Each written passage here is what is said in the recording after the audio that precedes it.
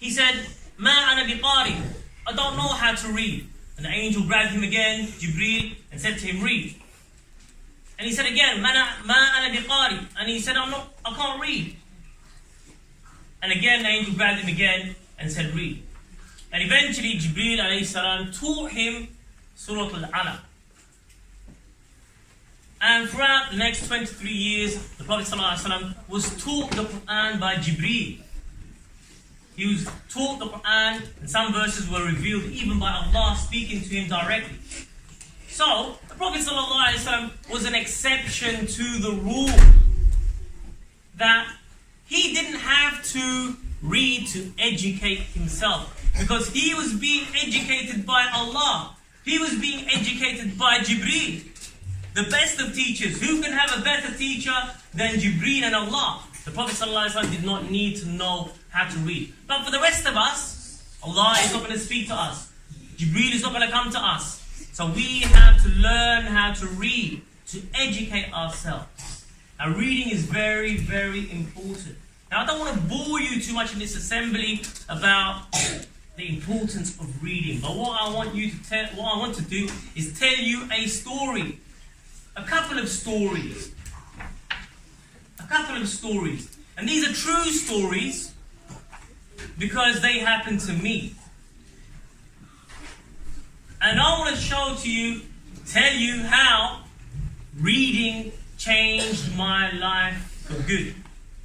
How reading changed my life for the better. Now when I was at school, long time ago, when I was at school in reception, year 1 and year 2, like you guys here, to tell you the truth, I didn't know what was going on. Teacher was talking, but it was just noise. Like in Charlie Brown. Have you seen Charlie Brown? And he's talking, or the adults are talking, it's like that. I didn't know what was going on really. Year 1 and year 2, I was struggling. And I remember until now, I still got this memory in my head that I used to copy my friend. I used to look at his book in numeracy, especially numeracy. I didn't know what was going on in numeracy. And I'd see how many crayons has he coloured, how many cards has he coloured, and I've got to colour the same amount as my book. Because I didn't understand what I was supposed to do. Now, in those days, I didn't really like reading. And my mum used to try and help me with reading. So I used to go home, and my mum would have this book, and I can still remember this book until today. I can still remember the picture on the front of that book. It's in my mind. And she would try and help me with my reading. Now, I would use a little plan, a little plot that some of you use until today. And I would say, Mum, I need to go to the toilet. And then I would go to the toilet, and I would sit in the toilet until 6 o'clock. Because 6 o'clock was the time that my dad came home. Yeah? And then when my dad came home, I knew that my mum would be too busy getting dinner ready, so I would escape. Yeah, so every day it was like that. Mum, I need to go to the toilet. Go to the toilet. Hide in the toilet. Until 6 o'clock. 6 o'clock. Dad comes home. Alright. Hey, thank you. So that was how I spent my reception, year 1 and year 2. Until something happened. Now, I only have one brother, and we used to come home and used to put the TV on, and I noticed that Headmaster told you about the TV in those days. Yeah, we only had 3 channels in that time. It wasn't even 4 channels, just 3 channels. And we used to come home, sit down, put the TV on, just watch cartoons, kids program. And then when it was 6 o'clock, the kids programs would finish, and we'd try and find something else to watch. I don't know, maybe some nature program, something on TV. But no reading. No reading, no doing anything else. Just watching TV. Every day, come home, watch TV. After school, come home, watch TV. That's all he used to do. Until one time, me and my brother were watching TV, and something happened. That something changed my life until today. Maybe if that thing didn't happen, maybe I wouldn't be here today, teaching you about Islam, teaching you about different things. Maybe I'd be working in Tesco somewhere. Maybe I'd be brushing the street somewhere. Now that thing was, me and my brother were watching TV, and there was a stool. Now back in those days, TVs had an aerial that used to be on top of the house. Yeah, the TV didn't come through the internet like these days. It used to come through on top of the house. You had to have an aerial. And if you go around now, you still see those aerials on top of the houses, but nobody uses them.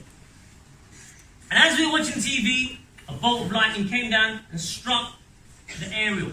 And the TV blew up in front of our faces. And we were shocked, we were scared, we looked at each other, and the TV just went black. Nothing on the TV. And from that time, my mum and dad never bought another TV. So we had nothing to do in the house. There was no iPads in those days, there was no PS4, Xbox, there was no games. Yeah, my brother was 4 years older than me, so he didn't really want to play any board games with me. So I was really by myself. There was nothing to do. Put your hand up. Absolutely nothing to do. So I thought, what am I going to do? So I started to read books. I started to take books from the school library, which I never did before, and started to read them. Now at first, the books were hard. I'd read pages and pages and pages, and then I'd ask myself, what did I just read in that chapter? There's no guided reading like you guys have guided reading these days, so that you can work out what you're reading. No. I could read, but I didn't know what was really going on. But slowly, I kept at it, because there was nothing else to do. Used the dictionary, kept on reading, and eventually, the reading became something that I liked. The reading became something that was enjoyable. I could escape into different worlds. I could imagine different things. Now Allah subhanahu wa ta'ala has blessed us with something which is more powerful than any Xbox, more powerful than any PS4, more powerful than any computer game you could ever play. And that is our imagination. We can imagine anything that we want. Anything whatsoever. And so I would take these books and I would read them and I would imagine the different stories that were in there. And they were so interesting that I couldn't find enough time to read books. So I'd read books on the way to school, I'd read books in the playground, I'd read books in between lessons, I'd read books at home, I'd read books before going to bed. I was reading a book every 2 days. And I don't mean a small book, like big books like Hobbit, Charles Dickens and Oliver Twist and titles maybe that, classical titles that some of you may have read. And I was reading a book every 2 days. Now that propelled me, it boosted me from being the bottom of the class. I used to be at the bottom, or one of the 3 people at the bottom of the class where, I still remember the teacher's name, her name was Mrs. Frost. She would come and help 3 of us. She would take 3 of us out of the class to go and do some special reading. And I was one of them when I was in year 2, year 1, year 2. Now over the years, year 3, year 4, I read so many books that it propelled me towards the top of the class. I made it into the top math set, where I remember now our headmaster called Mr. Waller, and he taught one lesson, and one lesson only, and that was a top set maths group. It was like the elite math set of the school. And I made it into that. And I realized that I actually wasn't struggling before. I wasn't really slow. But what was keeping me back was my literacy skills, because you need literacy for everything. You need literacy to understand your hobbies. You need literacy to be able to do all the things that you want to do. And because my vocabulary had expanded, I found my interests became so many. I started to read about biology, I started to read about physics and chemistry, nuclear physics. Even in primary school I was reading about nuclear physics, because these subjects became so interesting for me. Books is knowledge. And knowledge is what Allah has blessed the human being with. It's what makes us different from the other creatures. وَعَلَّمَ آدَمَ الْأَسْمَاءَ كُلَّهَا. Allah says in the Quran, Allah taught Adam the names of everything.